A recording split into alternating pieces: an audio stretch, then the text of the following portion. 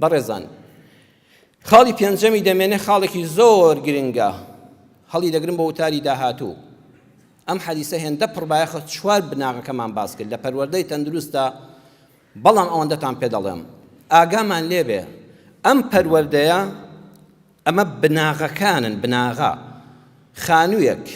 ئەگە بناغە و پایەکانی بەهێز نەبن تۆ حەل سەقفی دیکۆری مەغریبی بۆ بکە و سوورەیای پێوە هەڵواسە و چ بزبۆردی بکە و دیکۆراتی جوان بڕازێنەوە بەخۆ بەشی ساڵک ناکە هەرەز دێنێ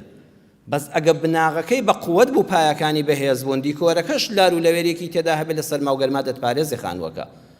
ئێمە ئەمڕۆ منداڵەکانمان بەڕاستی هەر خەریکی دیکۆراتین بناغەکانمان لە یاد کردووە بۆ ئێسەیەکی منداڵانێکی لاواز ترسنۆک بێهیممەت دەرەچن یعنی گەنجی ئەمڕۆ منداڵی ئەمڕۆ باشە بەس خەتاکە لە خۆشمانەوە هەیە وەکو ئالی مزگەوت ئەم بناغانە گرنگی پێ نادەین گرنگی بە دیکۆرات دەدەین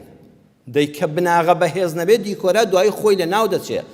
بەس ئەم پێنج پایی کە پێغەمبەری خوا صلی الله علیه وسلم بۆی باسکردین بیکەن بە بناغەی پەروەردە خۆزگە وەزارەتی پەروەردە وتارانەی بنووسایە و بیکرایە بە مەنهەجی مەکتەب چەند جوانە مامۆستایەک دانیشە ئەمانە لە بۆ مناڵەکان باس کە بزانم مناڵ چەندی پێخۆشە چۆن گوێت بۆ دەگرێ بیکە بە کردار لە ژیانیدا ئەو وانەی ئاینە منداڵەکانتان فێری مزگەوت کەن لە پەروەردەی مزگەوت تا مناڵێکی ساڵح دەرەچێت بەویست و ڕەحمەتی خوا تۆی لەسەرتە ئەوەیە پاشان بڵێ خوایە تەسلیم بە تۆ بە ماڵەکەی تۆم کرد نەچی مناڵەکە لە مزگەوت دوور خەیتەوە بۆ هیچ شوێنێکی تر